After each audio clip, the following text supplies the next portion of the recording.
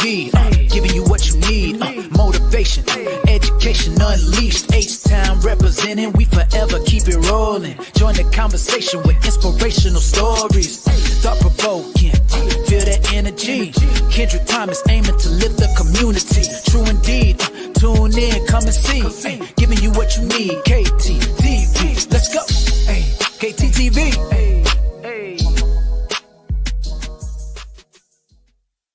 Affection. What do KTTeeV? This is KT, and I'm coming at you live with another episode of Education Unleashed. And on tonight's episode, somebody I've been looking forward to having this conversation with for a while on here. We got brother Tony Runnels Jr. How you doing tonight, Tom? Yes, sir. Doing great, brother KT. How you doing?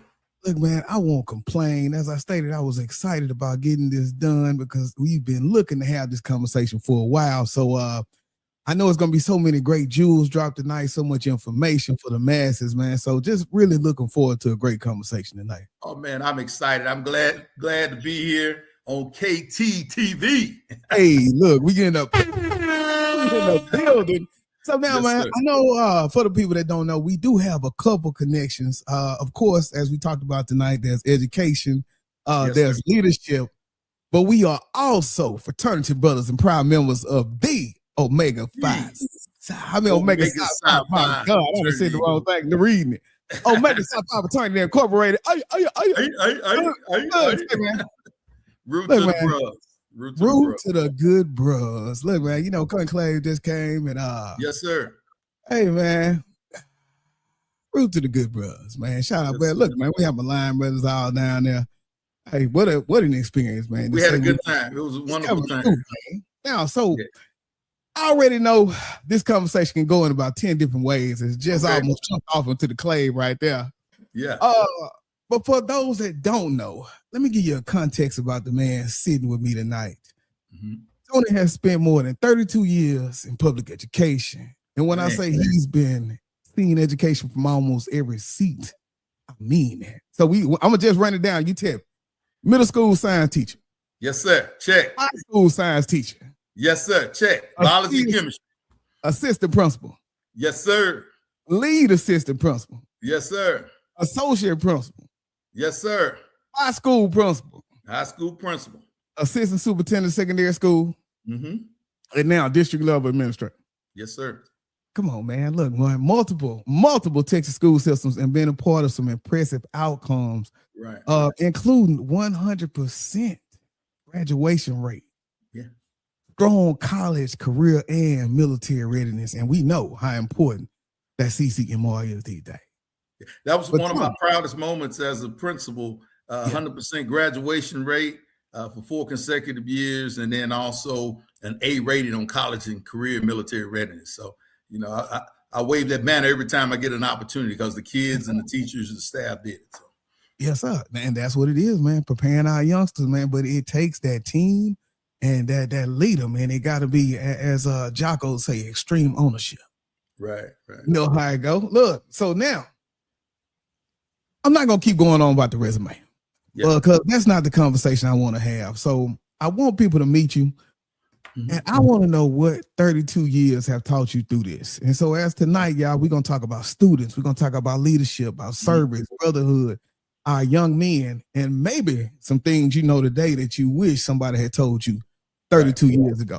And so we'll get all that. But before we do, Tony, what we like to jump into a little news so that we could just keep everybody abreast of what's going on in our world today as far as education. So let's jump into a little news. We'll talk about this story before we get into our time. Okay.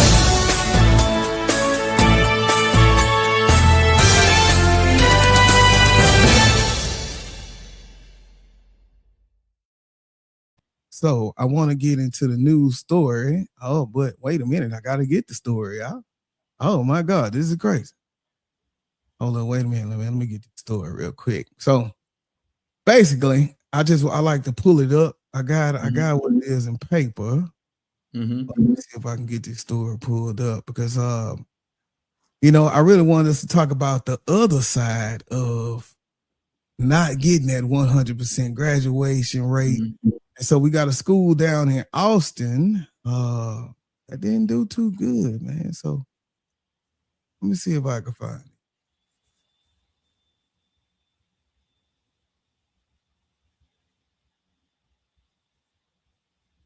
All right, here we go. Here we go. And that way I can share the screen with you all. All right, now, here we go.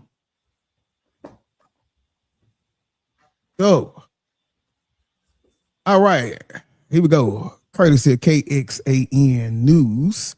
What this story talks about, the Burnett Middle School and Webb Middle School in Austin ISD received their 5th consecutive F accountability rating, potentially exposing their district to state intervention. And that word 5th matters because we're not talking about one difficult year. We're not talking about one group of students. We're talking about persistent academic performance that concerns across multiple years.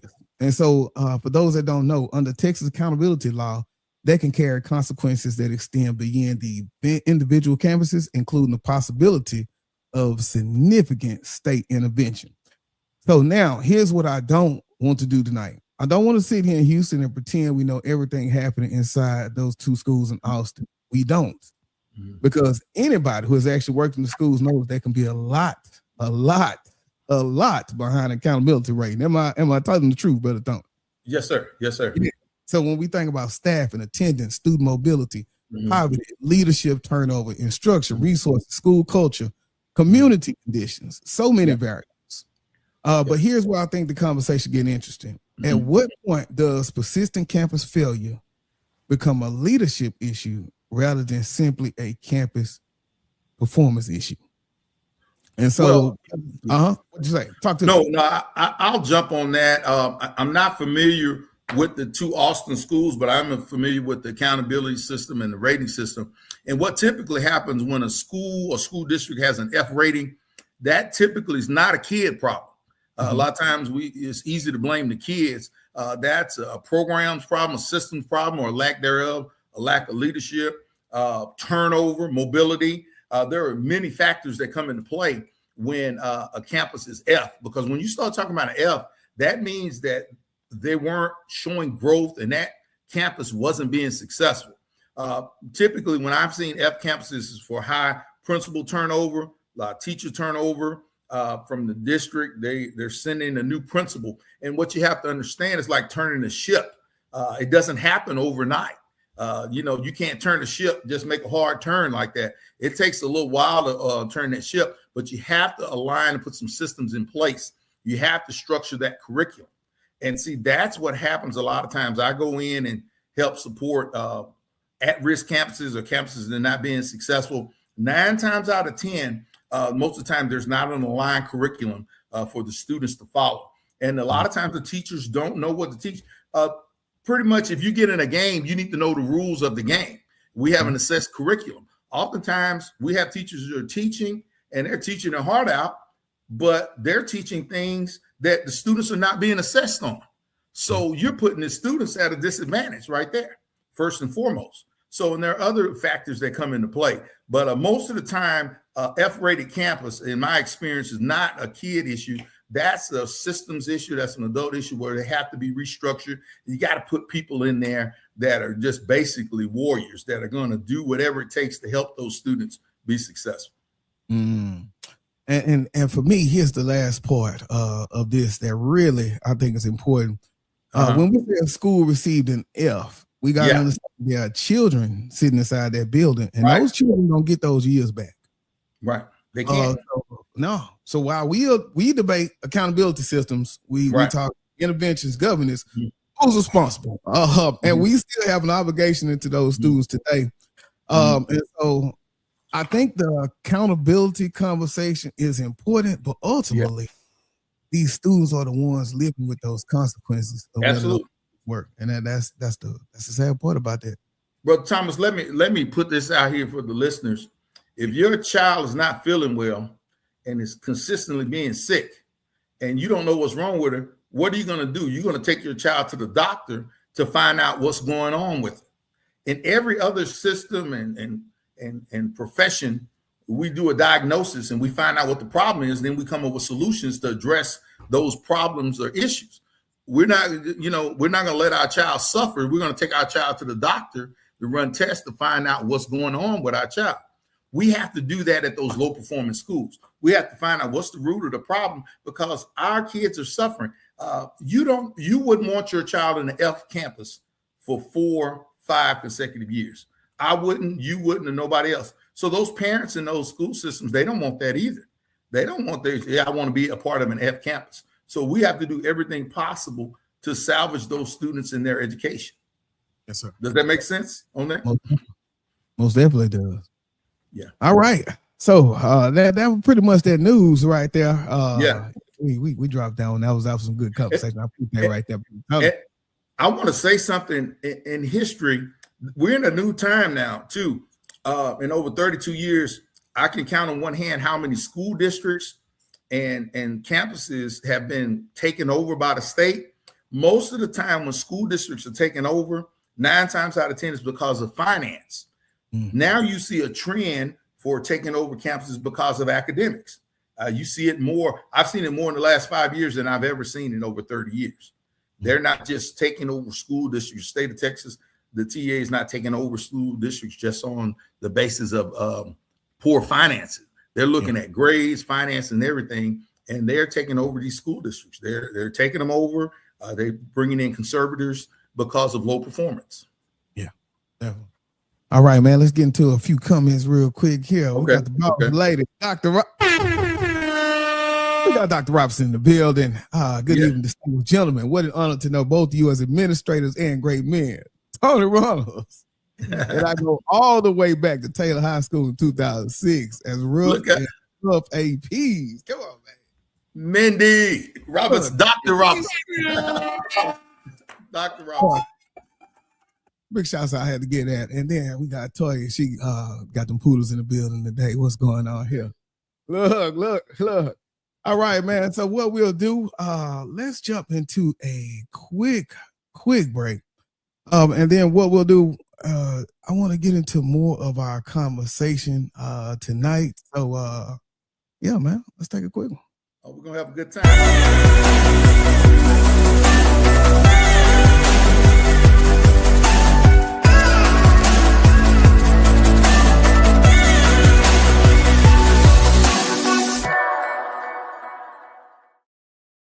All right, y'all, welcome back to Education Unleashed. I am your host, Kendrick Thomas, and tonight I'm sitting down with one of the good brothers, Brother Tony Runnels.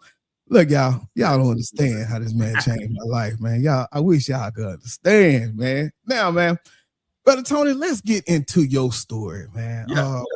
So for those that don't know, and I talked to a little bit about it, but people see the titles. They just heard all of those pieces that I read off, the assistant principal, the lead assistant principal, and more than 3 decades in education. But take all that away. Who is Tony Runnels when you remove the title?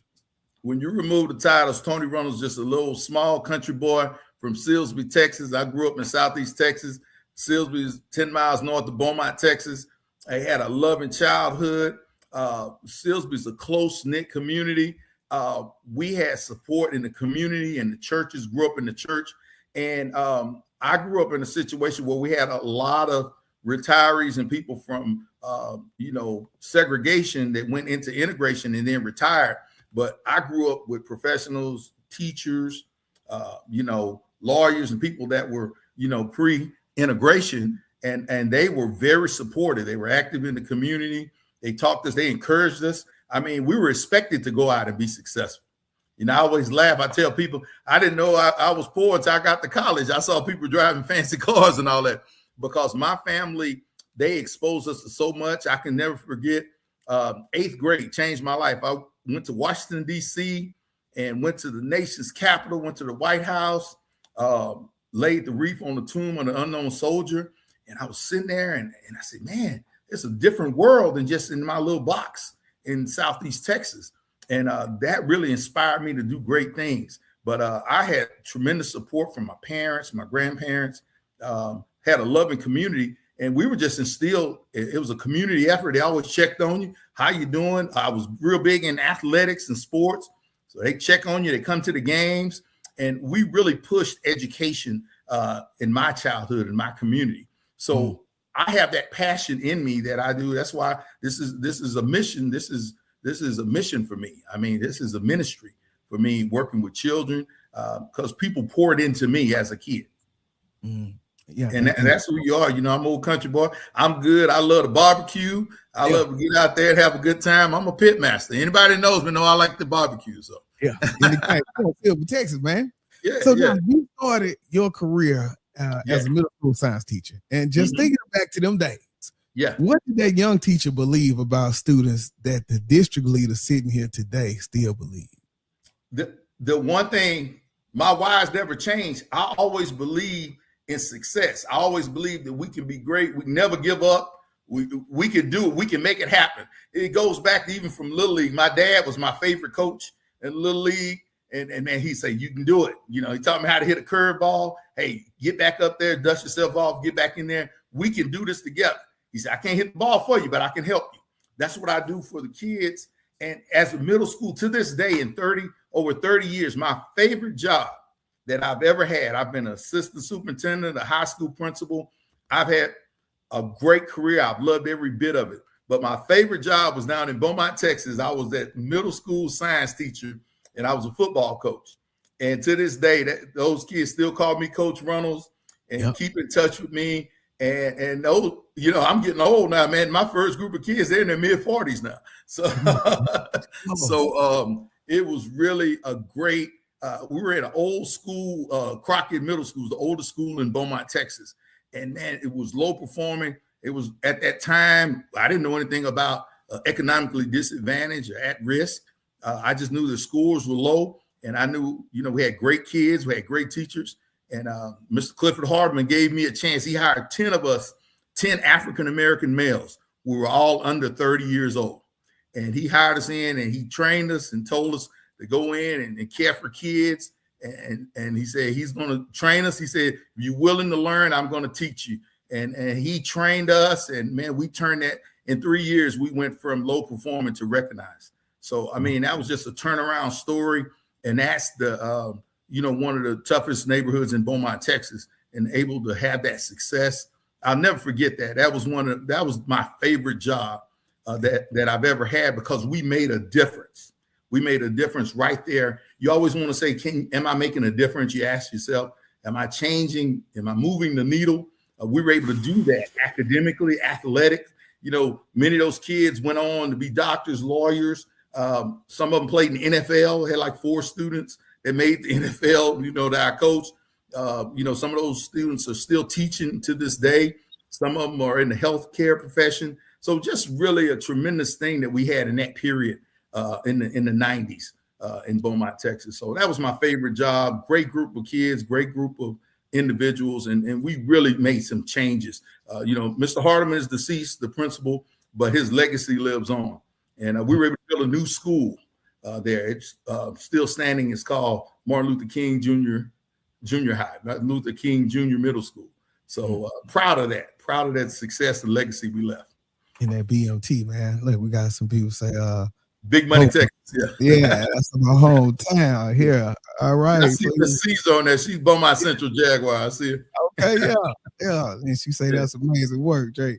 Like, man, for me, I understand exactly what you mean just by having that time as that teacher and that coach. You know, being in leadership so long, you affect on a grander scale, but it's nothing like that relationship that you build with that kid in that heat when y'all at war together. Absolutely.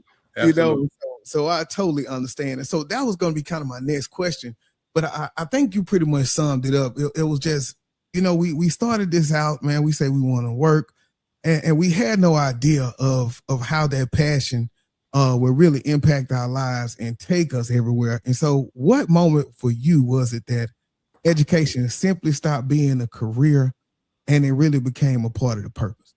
Yeah. Well, it became a ministry when, you know, you're working with kids, and then, you know, I've had students, parents be deceased and, you know, from tragic things. I've had a situation where both parents were killed, and they came to us, the people that they knew, the teachers, the administrators, where they were just asking for help. And And what do? Do you turn, well, that's not a school issue. No, it's all about relationships. And I've been successful in this career because of positive professional relationships. So that's when it became a ministry for me. A paycheck and all that. I tell this story. You asked what was the turning point. I remember in Beaumont, my dad worked at the plant at DuPont. Mm-hmm. Man, Dad was making good money. I said, well, Dad, I'm going to quit teaching, man. I'm going to go on out there with you because I want a new truck and I want to do this. I want to do all that. And he said, son, right now what you're doing, you're making a difference with children and they love you and respect you. And you're really making a difference. And he said, it's dangerous out here, at the chemical plant. But, well, I want to make money. Well, he said, you're going to make the money. He said, you're going to make the money and then some. It's going to open so much doors for you. I was really upset with my dad. But what happened, a guy my age got killed at the plant right after I asked him that. And I said, dang, and he never said anything else about it, but he just looked at me and he hugged me. And I knew what he was talking because it was so dangerous because the guy, his coworker that got killed was my age. Young guy, 25, 26 years old at the time, 26 years old. And he saw me in that young man there. And he said, son, you can go out there and you can do great things in this profession. He said, that's your calling. Him and my mother, they're the ones that got me into teaching. And man, that changed my whole life because from then on, man, it was like a fish to water, man. We just boom, just going in, teaching, moving the needle, getting instructional programs, increasing academic achievement, instilling discipline. That's one thing that you have to do. You got to have structure. If you don't have structure, you're going to have utter chaos. Like they tell you, some people train people and say, hey, look, the good instruction will take over. Now you got to have structure in that classroom and on your campus. If not, you're going to have utter chaos. So that's when it became a ministry for me, seeing, things happen and right before my eyes and children coming to me, man, I can share this story to show you how you develop relationships. I had an Hispanic couple. Their son, he was a great student, honor student. Hey, he went and made a mistake. He was shoplifting at Walmart. And you want to know what he was stealing? He was stealing a calculator and school supplies. Now, we have all those things for them at the school, but he wanted to have a calculator for his AP course. Instead of asking us, I say, son, we have all that for you. And so what happened, he was charged. He was documented as illegal, even though he was born here. His parents weren't born in the country. Do you know those parents came to the school and they had held him in a detention center on the north side, the immigration center. Those parents gave me a check for his bond and put it in my hand because they didn't want to get deported and trusted me to go bond him out of jail. I've never even heard of that. And I've never shared that story with anybody, but they gave me a check to go bond their son out because they say, our son respects you. He said, you do so much for the kids and the community. And I went and bonded that young man out of jail. And I said, you can't do that, man. We're here. I mean, we're here for you. And KT, to have something like that happen to you, that's when it's not a job. It's a ministry. I mean, what do you do in a situation like that when a parent comes to you and you know the kid is an honor student, he never gets in trouble, he's on time every day, and he makes a silly mistake getting school supplies? Yeah. So that's where you have to have that element of compassion. You still have to have structure and discipline, but you got to have an element of compassion to work with children. Yeah, because at that moment, it became bigger than you immediately. Yeah. Wow. And I see your team, and he's like, wow. I mean, how do you think I felt when those parents came up to me and asked me that? I didn't even know if you could do that. I don't even know as a policy or procedure, but you got to care about children, and that happened, man. And I didn't want him to just be out because he wasn't a troublesome young man. Mm-hmm. So those are kind of relationships, and you hear me say the word relationship. Relationships are crucial, whether it be with students, colleagues, co-workers, the community. You got to establish those relationships. Everything that I've been able to do in the last 32 years is because of relationships. Most definitely. Yeah. So now, let's switch gears for a second because I think this will tie very well into what we're talking about. Now we know because there's another connection between us that we're gonna jump into. Okay. Once again, the Q-Psi. Q-Psi. So now I want to talk beyond the letters tonight about the fraternity. Omega gives us 4 cardinal principles: manhood, scholarship, perseverance, and uplift. Which one has influenced your leadership the most? And then tell us why, Brother Tom. You know, someone else asked me that question, and what I always say is scholarship. Because to me, scholarship is seeking knowledge, learning. It's everything encompasses. It's the learning, it's the teaching, it's the improvement, it's the constant improvement, the progress is getting better. And so with that scholarship, you're teaching, you're learning, you're growing. That cardinal principle hit me. It's not just a scholarship where you're giving out a scholarship. It's all of academics. It's all of learning. It's all of growth to me. And I hold scholarship near and dear to me. You know, with scholarship, then everything will come into place. The manhood that comes in with mentoring, scholarship, manhood, your perseverance and your uplift. You got to continue on. You got to push through. When you're doing academics, you're doing scholarship, you're pushing through, and uplifting. You bringing people up. You help. So scholarship, is at the forefront, and then everything else falls into place. If that makes sense, because I do the uplift and perseverance, and when you're dealing with children, it's tough. I mean, you got to persevere. You have to persevere. I mean, it's not for the faint of heart. I tell anybody, I say, you don't just gut and say, "Hey, I'm a teacher." No, it doesn't work like that. You gotta put in that work. It's a lot of work. It's day 2, and I'm already on perseverance, man. On day 2, perseverance. Hey, perseverance, man. You got to push through, baby. No, man. We just started our second day, so I agree with all those pieces. Putting that scholarship right at the beginning, because we know through all of those pieces, we get to teach that manhood, teach that uplift. Yeah. Oh yeah, most definitely, brother. And so with that service, that's one of our big pieces in Omega. Yeah. What has that taught you about? What has Omega taught you about the service that you carried into the work with the students and the communities? Well, the service, is the watchword. That's what we're about. Service, serving our community, serving each other, and being a servant leader. But I was doing that before Omega, and Omega enhanced that. I love to serve. I was brought up to serve and give, and humility. When you have humility and you be a servant, you go in, you help people. I don't mind. I'll be with the custodians, pick up trash, and do whatever got to do. And I'm gonna treat the cafeteria workers just like I treat the principal or the superintendent. But with service and servitude, I love giving back. That gives me a joy. I love doing toy drives. I love doing food, pantries and food giveaway. Anytime I can serve my community, I'm there because I love it.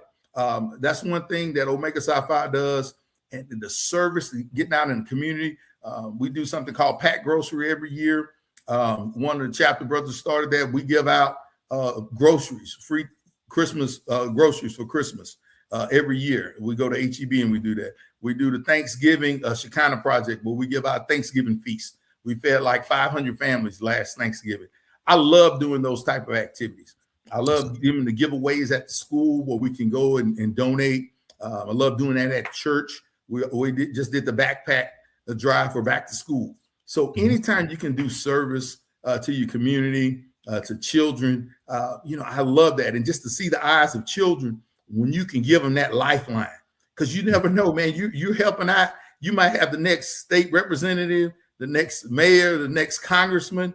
I have one of my former students. He's running for state representative, Otis. He's out there in Cyprus. And man, to see him up there with Minifield and running for those offices, man, that just makes you proud. This is a guy we helped out doing, when he was a teenager in high school, and he helped do community service with me. And now he's out there running for a political office. So, I'm just excited to see that kind of stuff because he did that service and he's continuing to serve, Let's get into a comment. You say it's rare to have African-American males And she said, I know it is in Michigan. Yeah, I agree. Somebody asked that the other day. Yeah. Can you think about when you had your first African American male teacher? Right. And I remember having a art teacher in elementary school, but none of the content instructors were male. Woo, man, it was long, man. I want to say until middle school for me. Yeah. And I'm glad she brought that up because, how can we get more Black males into the profession? There's a stigma on that, like even I shared my story. I wanted to go out to the plant and all that, but you got to have people like us, Brother Thomas, that push that. Having a Black role model. I mean, it's a game changer, because students look up to that.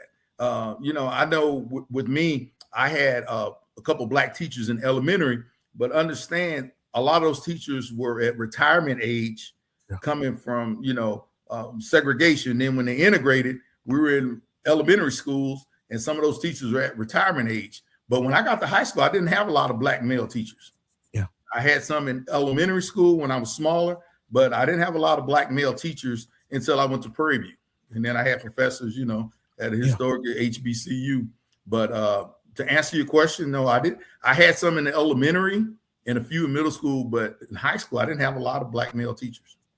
All right, man. Well, what we'll do, let's take a quick break.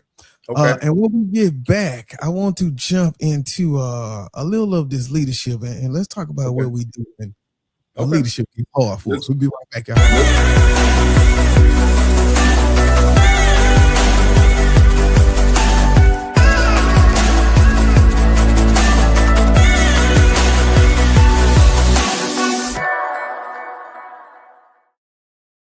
Welcome back to Education Unleashed. I am your host, Kendrick Thomas, and I'm here with one of the good brothers, Brother Tony Runnels Jr. Look, man, so much good information you dropped tonight. Really can tell that expertise, really can tell that passion.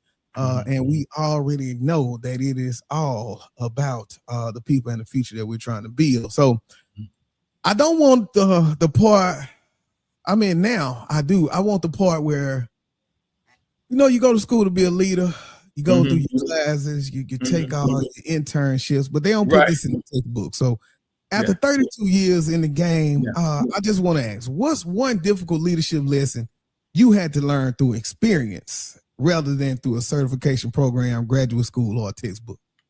Well, you got to learn that people are who they show you they are. You can't assume anything. You say, oh, I know. She didn't do that. I know he didn't do that.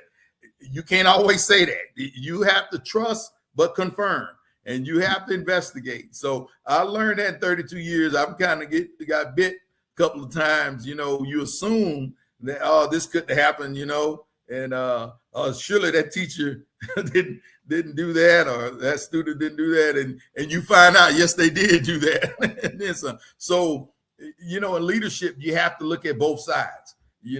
I always call it the lion and the lamb. Sometimes you have to be as ferocious as a lion, but you got to be as gentle as a lamb, and you got to listen. You got to listen, and you can't make you don't have to make an immediate decision right then and there. But that's one thing I learned you can't make just a decision based on that. Now, you got to tell you and point you in the right direction, KT, but it's just to say, oh, no, they didn't do that. Now, you can't always say that. That'll teach you that. I'm telling you, you know that too. I can't believe that teacher did that. They lying on that teacher. That teacher did it. and what they say that key thing, assume positive intent. Assume a positive intent. But sometimes.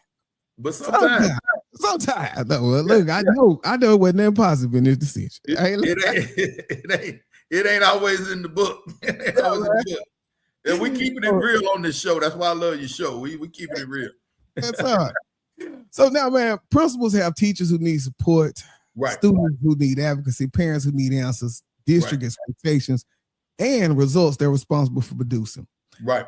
How does a leader know when to listen, when to compromise, when to say, I've heard everyone, but this is the direction we're going? Okay. Well, and hey, that's a great question. And that's leadership 101. You know, you have 2 ears and you have 1 mouth, and you have to listen.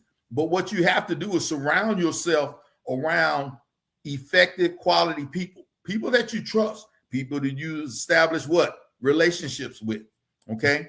And, you know, anytime I go into a leadership position, I'm going to have me a committee advisory. I'm going to have my assistants, and we're going to talk about it. We meet weekly to talk about different issues. Okay. And then what we have to have, you get feedback from everyone. But one thing where people make the mistake, you're not going to please everybody. So what you have to do is come up with some commonalities, and I call them non-negotiables. Okay. We're going to talk about how's this going to impact children.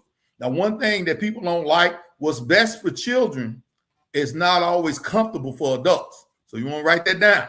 What's best for children is not always comfortable for adults. Sometimes you have to move their cheese a little bit. Sometimes, you know, hey, those students, hey, they need a block class or they need interventions. That teacher may not want to do that, but it may not be comfortable. Yeah, you might just want to teach what you teach, but I might need you teaching English. I might need you teaching reading. I might need you to teach a block class. I may need you to do an intervention. Okay, yeah, it may not be comfortable for you, but that's what's best for children. And you have to come up with non-negotiables. And you say, okay, well, when you said answer your question, when you say this is what we're going to do, we have a total vision. Okay. And then we're going to have guidelines for success. And then we're going to buy into it.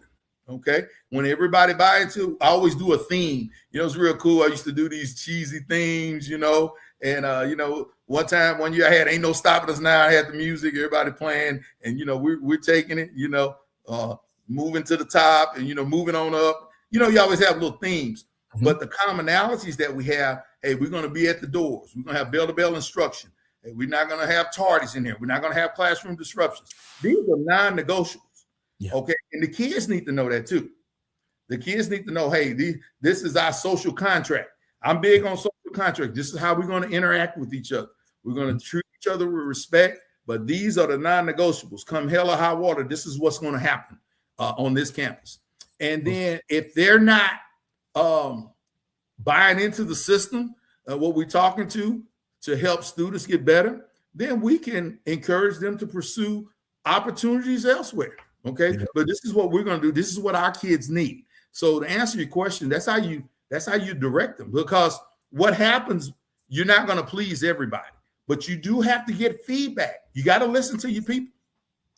You know, you got to listen to your people. And one thing, KT, I learned too, it's hard to argue with people when you're feeding them. I like to feed my staff, and then we have those meetings. Hey, man, it's hard to argue with the big fella when you're eating and you break bread and then you talk things out. So, so those are some of the things that are icebreakers. You know, you get them a good meal, they soften up a little bit. Come on, man. Get some of these here. So, Tori, say teachers have an important role in a child's life more than just teaching. Teachers are a part of the village. And Sandy Housley, she put this in. She said, this one we said we were keeping it real, so she put the 100 up.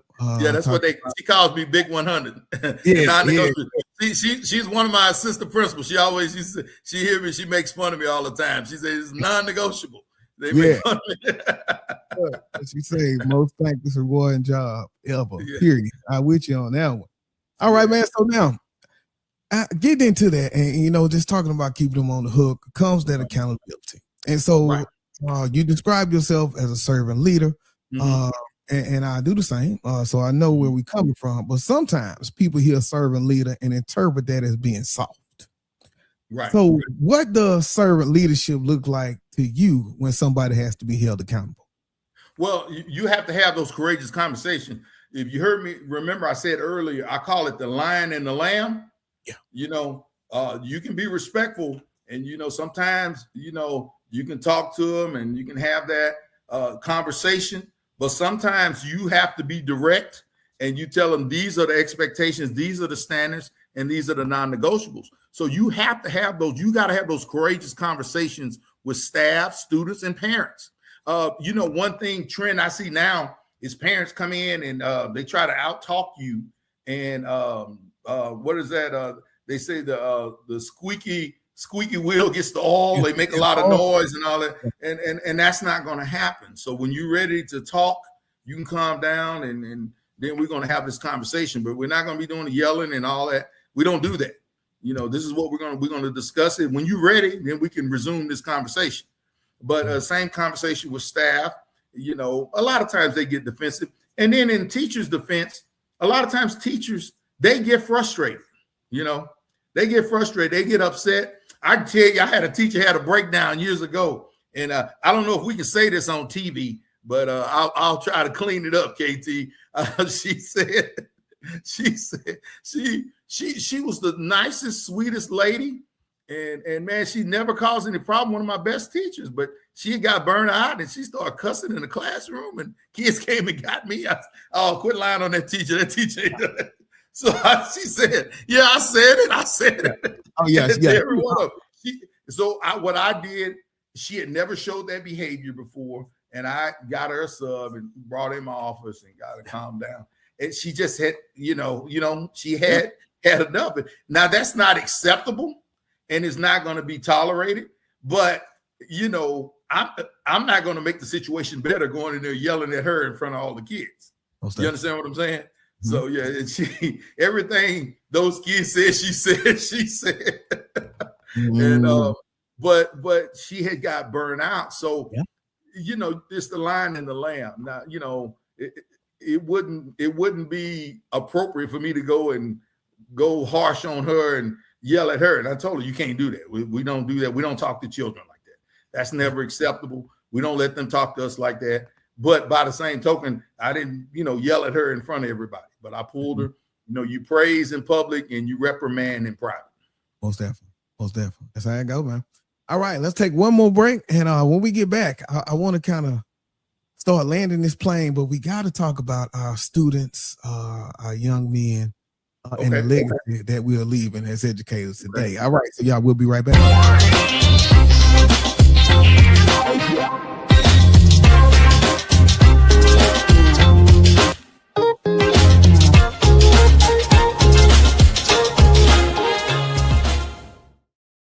All right, y'all, welcome back to Education Unleashed. I am your host, Kendrick Thomas, and I'm here with the good brother Tony Runnels Jr. Brother, you all right over there? I'm doing good, man. I'm enjoying this. I'm pumped up. I'm enjoying this. Now, look, man, I want to bring this back to the students. You've watched generations of students change since you entered the classroom in 1994. Right. What do students need from educators that perhaps we didn't understand as well 30 years ago? Well, one thing I can tell you right off the bat, and the viewers can chime in, the one thing I've noticed is the social and emotional wellness, the help that our children need. You didn't hear about social and emotional wellness, back 30 years ago. A lot of times these kids have so many different things and obstacles that they're dealing with. Broken homes, they're exposed to a lot of things that we never even dreamed of that they're having to deal with. And they see broken homes, they see a lot of stuff. And I'm not just talking about tough times and adversity. I mean, everything from violence to drugs, things that children shouldn't be exposed to. And our children are exposed to that, and the trauma is real. So trauma is definitely one thing that we have to deal with in the school system. You see more trauma sensitive learning. You see more counselors on staff to address the needs of children, because you have students that just sometimes want to talk. You have to set up those platforms for students to talk to you, and you have to listen to them. KT, I'm gonna be honest with you, man. I've been in campuses where I've had, and it haunts me, man, keeps me up, where I've had students come to me and I talk to them and get them help and support. And if you've ever been there and been the principal of a student that committed suicide, it rips your heart out, because you feel that you feel like you could have done more. You understand what I'm saying? So with that trauma-induced learning, trauma-sensitive learning, you got to put platforms for your children to talk to, whether it's a teacher, and you can't be, take offense to that. A student may have a better relationship with a teacher or a counselor or a social worker than you. Now, I had great relationships with students. Sometimes students would come and talk to me. Sometimes students had a better relationship with Miss Sandy Housley. She was on the call just a second ago. They would go and talk to her and confide in her. But the thing I've noticed right now, more students that need counseling and the trauma that they're going through. Man, it's real, and you have to provide platforms for students. These students now are exposed to violence, school shootings, all those things that have come in this lifetime. If you think about it, you had a group of students that right now have graduated that have went through COVID. They went through the tax day flood. They went through Hurricane Harvey. You went through a couple ice storms. So those are 100-year events that happen that impact students and children. And you don't even think about it because we go through our normal lives. But that impacted a lot. A lot of people lost families during COVID. And we had to provide avenues and support for those children during those tough times and get those kids graduated. So those are things that we're dealing with, the victim of domestic violence, students seeing crimes happen in front of them in their neighborhoods and in their homes. So that's the biggest thing difference I've seen with children. And as administrators, you can't say, hey, not my fault, it's not here. Hey, right now you have to be a superhero. And I'm gonna be honest with you, you have to have that conversation. You're going to be dad, counselor, cheerleader, coach, disciplinarian, hall monitor, traffic cop, everything you can think of. That's what our leaders are faced with today. It's tough, but it's a rewarding job, but it's tough.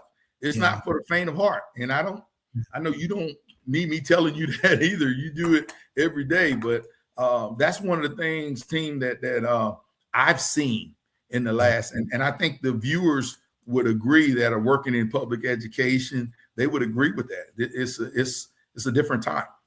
Yeah. And one of the things that I do in one of my trainings I got based on the book that I wrote, bring a backpack, right? And that backpack is filled with all kind of heavy items. And so right.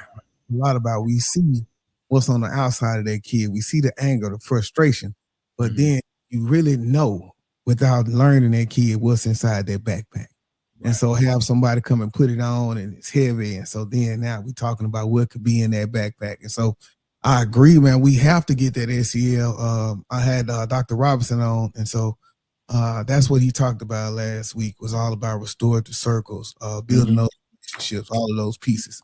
Let's get into a few comments before we land this thing here. Okay, let me see here. So that was Miss Sanders. She said he's always doing what's best for students, no matter what. That's what it's about. Miss Felicia, she said leaders lead with compassion. Period. We're gonna have to give us some air horns for that one, for real. Yeah. All right, then I think this when Toya was agreeing with you about the things that students are seeing. Let me see what else we got here. Okay, I think Sandy should say teachers have to understand the difference between meaningful connections and encouraging rather than tearing down and making wrong judgments. And so that is all about how do you see that kid.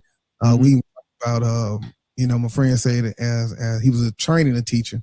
And so he said, I came in and she didn't know anything about him. I told her to 10 by 2.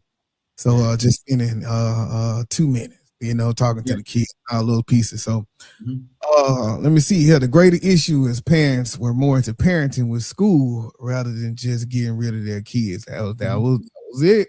Don't play no game with that schoolhouse. Yeah, that's my auntie. She's a retired teacher. And she was on them. She used to be on them. That's it, man. Oh, look. And it's funny. My auntie just got on that comment. Parents have changed too, because I see parents defend things when they know their kids are wrong, whereas years ago they may not like it, but they trust that you're doing right by their children. But it's funny, parents will come up for a cell phone and not come up for a parent teacher conference. that made me think of that. And so you have to kind of educate the parents too. These are the non-negotiables. Yeah. But somebody said something about kids too. You know, you never judge. I like what you talked about your backpack too, knowing what's inside the kid. If you develop those relationships, greeting them at the door, different things like, hey man, what's going on? How was your day?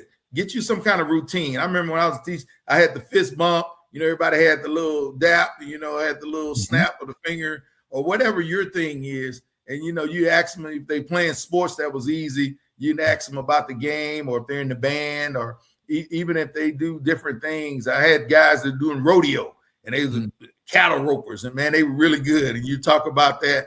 Those are different things you can make connections with kids. And when you make those connections, it makes it easier in the classroom. Yeah. But look, man, as we get ready to land this plane, I'm going to finish this formal interview with this one question. And brother, if you want to, before you answer, I want you to sit with this one for a second. Okay.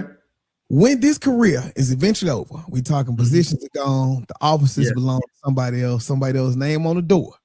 Hang up my cleats. Hang up my cleats. What do you hope people say changed because Tony Runnels was here? Okay. I like that. I like that. I like that. I'm thinking about it. Yeah. And before I, like the old folks used to say, before I lay down my hymn book and Bible and study war no more. That's what they used to say in church. But to answer your question, I would like people to say that, man, Tony Runnels cared. He gave it his all. I mean, he loved children. He loved learning. He loved education. When they talk about the guys that really gave it 110%, that's what they used to call me, Big 100, because I would give them all I had. Now, that always wasn't popular at central office. Sometimes I get called over there, but I would try to give the kids everything because I want them to be successful. You know, you don't get the gains that we got and the success by just sitting on your hands and all that. So sometimes you got to think outside the box. And I like for people to say, man, Runnels, he did it his way. He did it. It wasn't always the conventional way, but he got results. And he loved children. He loved his staff. He loved working with people. He loved education. I'm one of the guys that still believes in public education. I still believe we can do it. I mean, I believe we can land this ship. I believe we can get kids engaged, but we can't give up. Yeah, it's tough, but we got to just make sure we do the whole child. We can't just pick and choose. We got to help kids because, you know, you got that diamond in the rough. Just think about that kid. You see that kid that's low performing, and then you see them get better and they start making good grades. And then they go to high school and then they go to college, you know. And my wife and I, we take in kids and we say, we ain't going to take in no more kids because every time we take in kids, we get attached and all that. But those kids will tell you, hey, Mr. Runnels, everything he said that he was going to do, he did.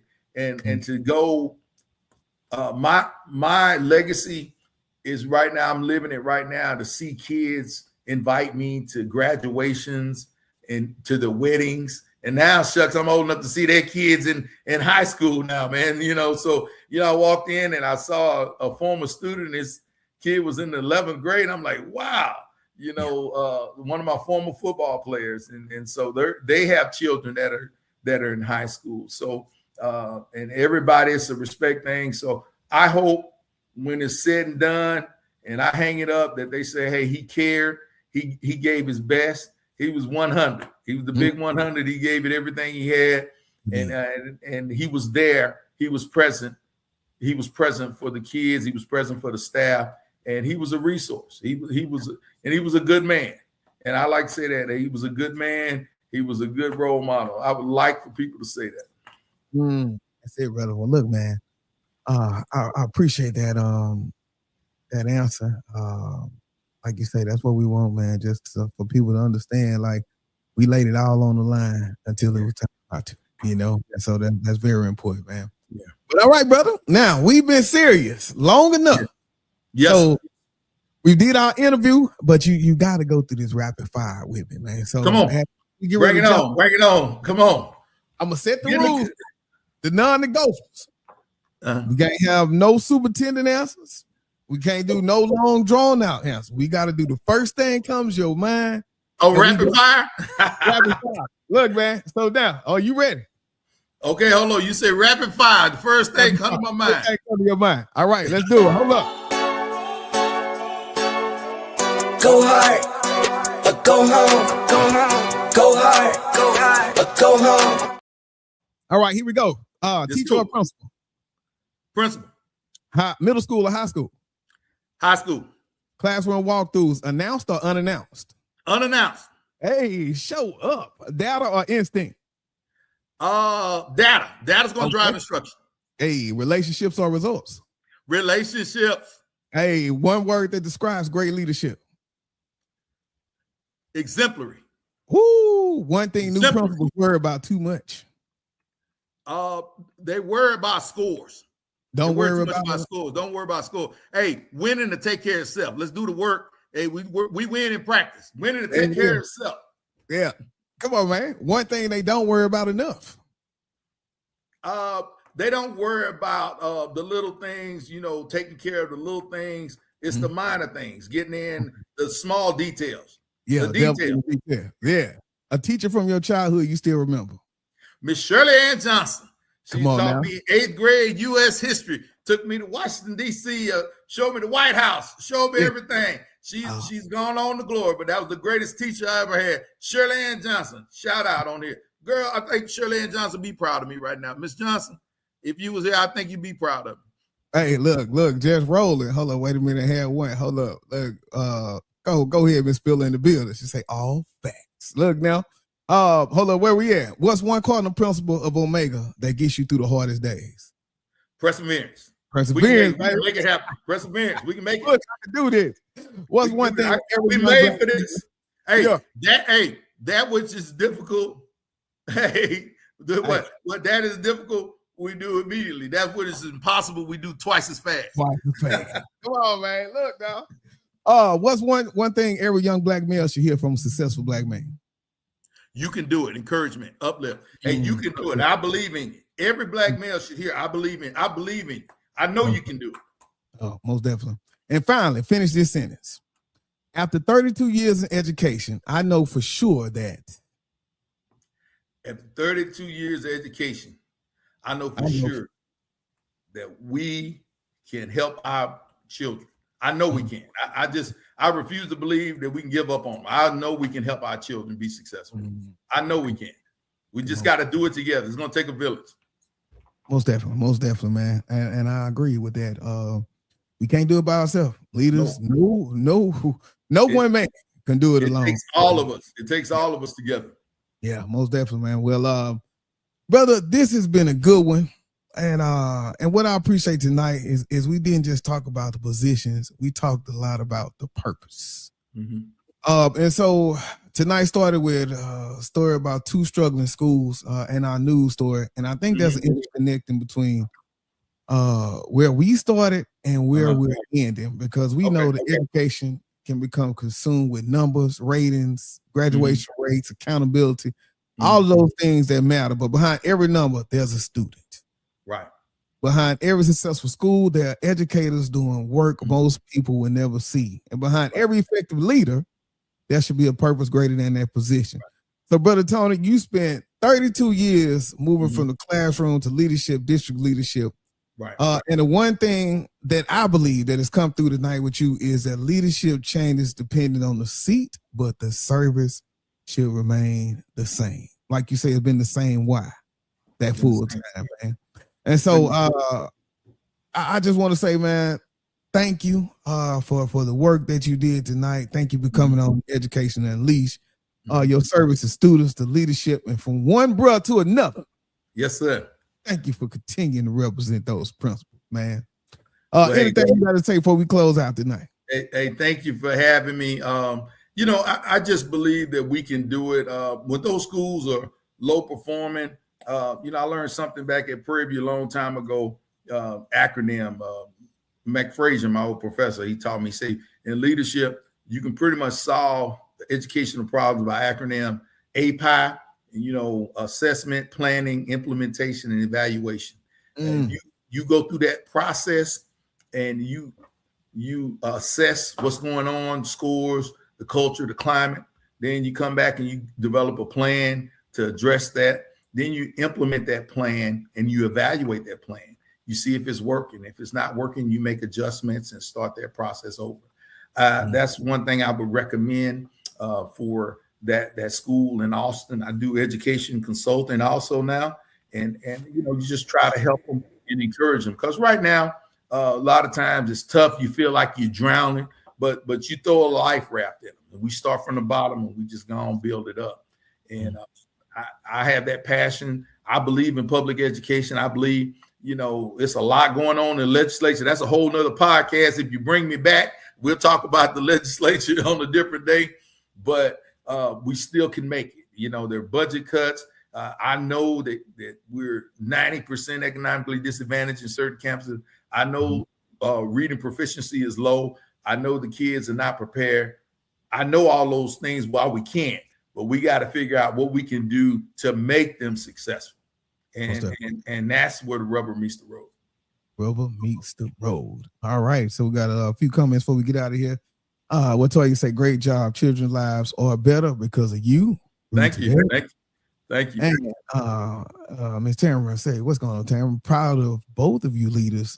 Thank you for all you do for our youth. Most definitely. Thank you. Hey, all right. Now, as we get ready to get out of here, to everybody watching tonight, if this conversation gave you something to think about, don't just hit the like button. Send it to somebody. Send it to a principal, aspiring administrator, educator who's wondering whether the work they're doing still matters, and especially send it to a young man who needs to see examples of men who continue to lead and serve.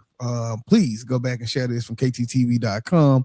If you're watching on YouTube, make sure you subscribe, share the show, and join us for our next conversation, because we're going to keep talking about issues that are affecting our schools, educators, our community, all of those pieces. I am Kendrick Thomas, and this is Brother Tony Runnels Jr. Hey. Hey. All right, look, y'all. This is KTTeeV signing out. 100. This is Darnell with Broadcast Houston. This is Dr. Tamara Beckford. Hey, this is Candace. This is London Underwood. This is Kirsten Bass with Inner City Greens, and you're watching. Y'all are now tuned in to KTTeeV. KTTeeV. KTTeeV.